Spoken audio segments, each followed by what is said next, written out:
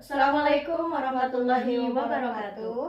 Selamat siang semuanya. Bertemu lagi dengan saya Erni Fitriani Saya dan Siti Syahidah. kami di sini akan membahas mengenai computational thinking tentang mata kuliah yang kami pelajari di PPG Prajabatan tahun 2023 ini. Betul sekali, Ibu. Sebelum ke pembahasan, bagaimana Ibu kabarnya hari ini? Kabar baik, Ibu. Alhamdulillah, kabar baik ya. Iya, Pusing-pusing dikit? Gak ngaruh. Gak ngaruh. Oke. Nah, di sini kan di semester 1 ini Betul. kita mempelajari mengenai computational thinking. Nah, menurut Ibu Siti, apa sih computational thinking itu? Setelah mempelajari computational thinking, Okay. menurut saya, Siti ya, Iya. disingkat Siti. Siti itu sistem berpikir sistematis, cara berpikir sistematis yang mengadopsi cara berpikir komputer, lalu diterapkan pada cara dipelajari oleh manusia itu sendiri. Bagaimana dengan Ibu sendiri? Oke, kalau menurut saya, computational thinking itu adalah berpikir ya, cara berpikir untuk menyelesaikan suatu masalah. Oh iya, Ya, betul. untuk dicarikan solusinya. Solusi yang seperti apa? Solusi yang efektif, efisien, dan optimal. Iya, benar Itu sekali. Siti. Jujur, pada awalnya tuh ya, saya tuh mengira bahwa Siti itu adalah sebuah teknologi. Aplikasi. Iya, teknologi digital seperti media pembelajaran yang digunakan. Misalnya kan ada Google Classroom ya, Ya. yang ada LMS dan sebagainya. Nah, saya mengira itu Siti itu semacam itu. Ternyata bukan ya, Iya. Bu, ya? Ternyata bukan. Ketika kita ya di kelas itu berdiskusi panjang lebar, apa sih itu Siti? Makhluk apa itu Siti? Ternyata Siti itu bukan sebuah aplikasi, tapi sebuah cara berpikir ya. Benar. Untuk memecahkan masalah itu. Oke. Di kehidupan sehari-hari pastinya kita menemui persoalan, menemui masalah, bahkan dari hal yang sekecil apapun hingga ke hal yang kompleks. Ya, itu. Contoh, iya. Apa sih persoalan yang bisa diselesaikan dengan Siti kehidupan sehari-hari itu? Contohnya apa? Menurut saya, contoh persoalan yang bisa diselesaikan oleh Siti itu bisa dimulai dengan persoalan-persoalan yang sederhana, seperti memasak nasi goreng. Iya. Kedua, mencuci baju. Iya. Ketiga, misalnya kita menghadapi persoalan motor kita mogok di tengah perjalanan. Hal tersebut tentunya bisa diselesaikan oleh cara berpikir Siti. Apa ada tambahan, Ibu? Ya, saya setuju sekali dengan pendapat Ibu. Bahwa di kehidupan sehari-hari, bahkan di sekitar kita ya, gitu ya. Benar. Ketika kita ingin melakukan apapun, ada persoalannya, ada juga hal yang harus kita selesaikan, solusinya. Seperti tadi, mencuci pakaian ya. Iya. Apalagi misalnya pakaian putih. Kan kalau mencuci pakaian putih itu tidak sembarangan kita mencuci kan, ada polanya ya. Benar. Seperti itu. Ya. Selain itu, ketika kita mau bepergian, ya, misalnya dari rumah ke kampus, ke sekolah. Nah, itu pasti kita akan mendapati persoalan-persoalan. Misalnya, kita mau ke kampus, berangkat pakai apa? Gitu kan? Iya. Iya, kemudian jarak tempuhnya, estimasi waktunya, berapa lama, itu kan menjadi persoalan juga. Nah, bagaimana caranya supaya kita berangkat ke kampus itu tepat waktu? Nah, pasti diselesaikan dengan solusi yang Siti itu. Jadi Siti itu bisa mencakup kehidupan sehari-hari ya, Iya. Ibu ya. Itu mencakup kehidupan sehari-hari.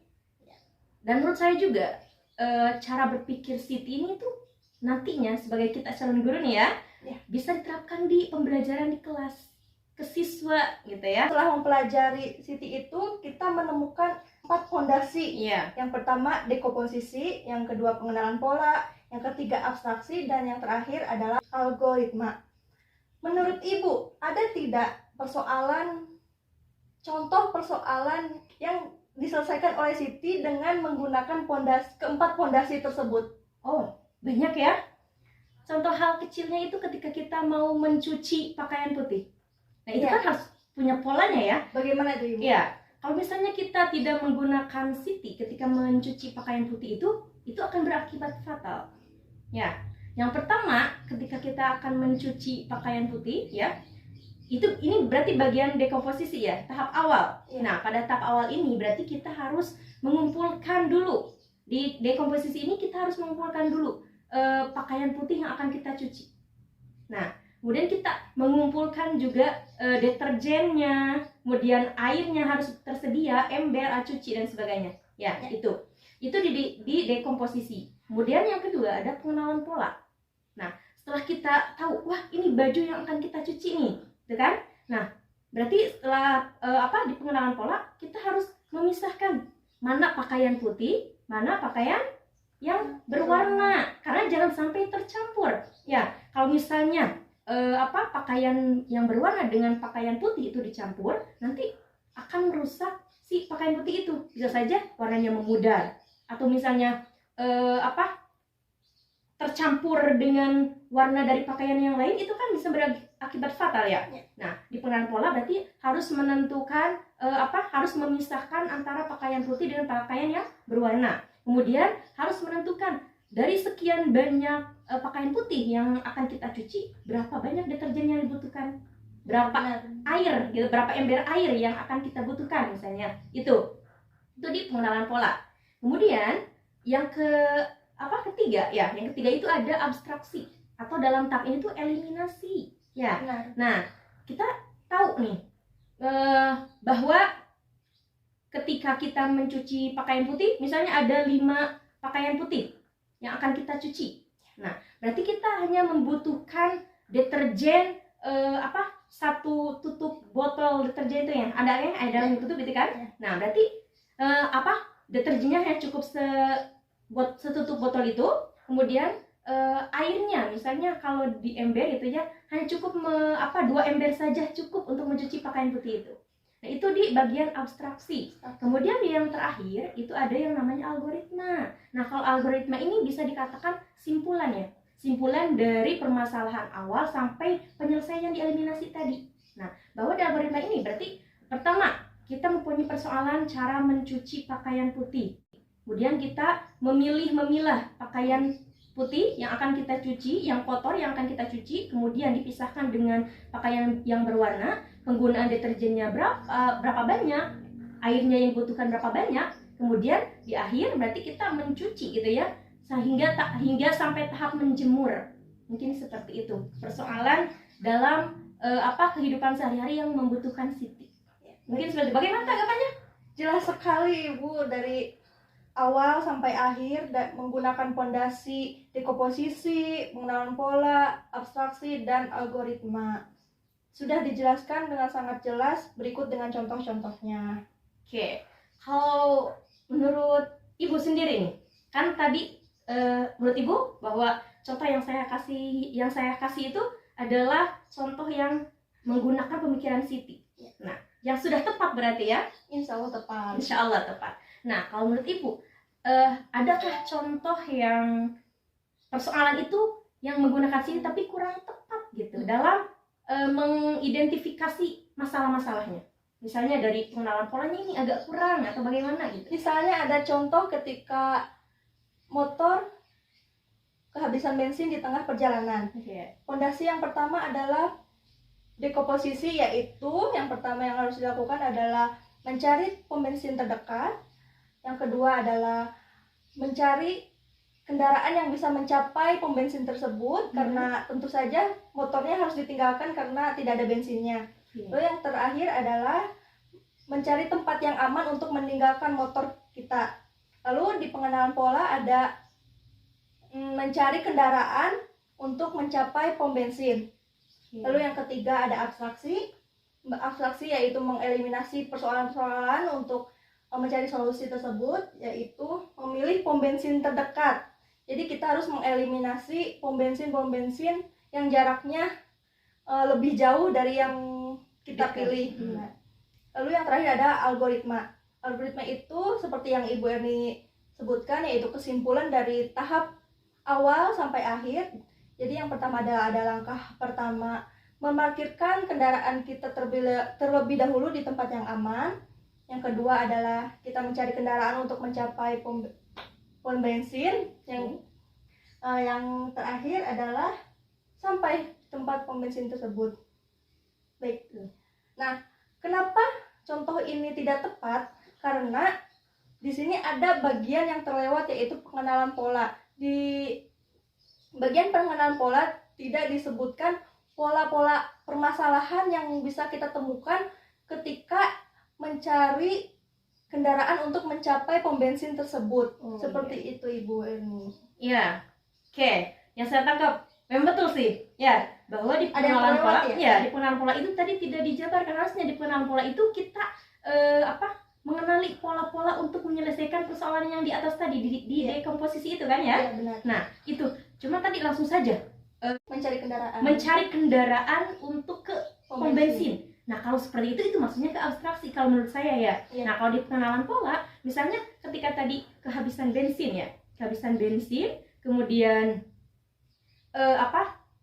mencari tahu ke warga, ya bertanya kepada warga mana pom bensin yang terdekat, gitu kan? Kalau misalnya ada jarak tempuhnya dari sini ke sebelah utara misalnya 5 menit atau misalnya 10 menit gitu ya.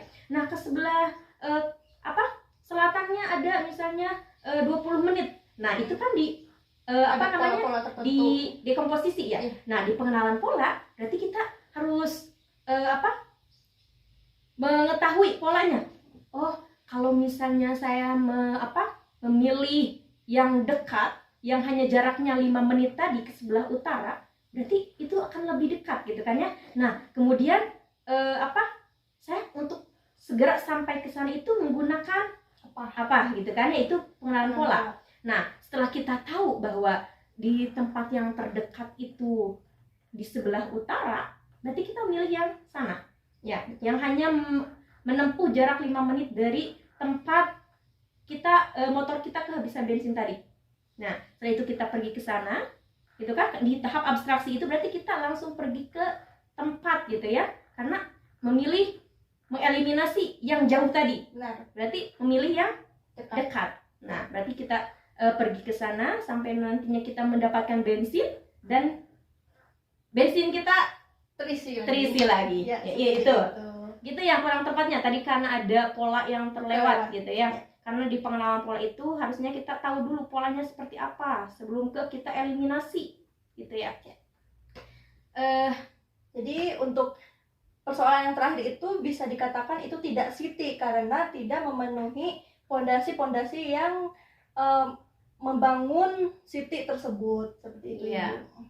Karena yang kita pelajari juga ya, yang pertemuan lalu kita bicarakan di kampus ya, di kelas, bahwa ketika kita mengenal itu siti atau bukan, kita bisa dilihat dari 4 fondasi itu. Nah, seperti penjelasan Ibu juga ya waktu itu ya, bahwa ketika kita mempunyai persoalan, kemudian ada salah satu fondasi siti yang terlewat, berarti itu bukan siti. Benar. Ya, karena penyelesaian masalahnya itu ada yang kurang efektif, gitu kan? Ya. Nah, tapi kalau misalnya kita mempunyai persoalan, kemudian keempat fondasi siti itu diterapkan dalam pemikiran itu, maka itu bisa dikatakan dengan siti. Ya. Seperti itu. Ya. Baik sekali penjelasannya. Oke, jadi sekarang sudah lebih terbuka ya. Oh, Ya. jadi siti itu ini, cara penerapannya seperti ini, gitu ya. Dan siti itu memang sangat penting ya bagi kehidupan kita. Benar sekali. Sangat bermanfaat Sangat sekali. membantu kita untuk menyelesaikan masalah. Iya, itu. Yang Supaya tidak salah mengambil keputusan. Dan yang paling penting itu kita harus mendapatkan solusi yang efektif, efisien, dan optimal. Nah, itu pasti itu ya. Karena tidak mungkin gitu ya. Kita punya solusi nih, tapi tidak tahu apakah ini efektif kah? Efisien kah? Optimal kah? Gitu kan? Betul. Nah, kita perlu pemikiran yang lebih lagi gitu ya. Yang terstruktur, sistematis pastinya juga ya. Itu. Oke. Mungkin itulah pembahasan kita pada siang hari ini.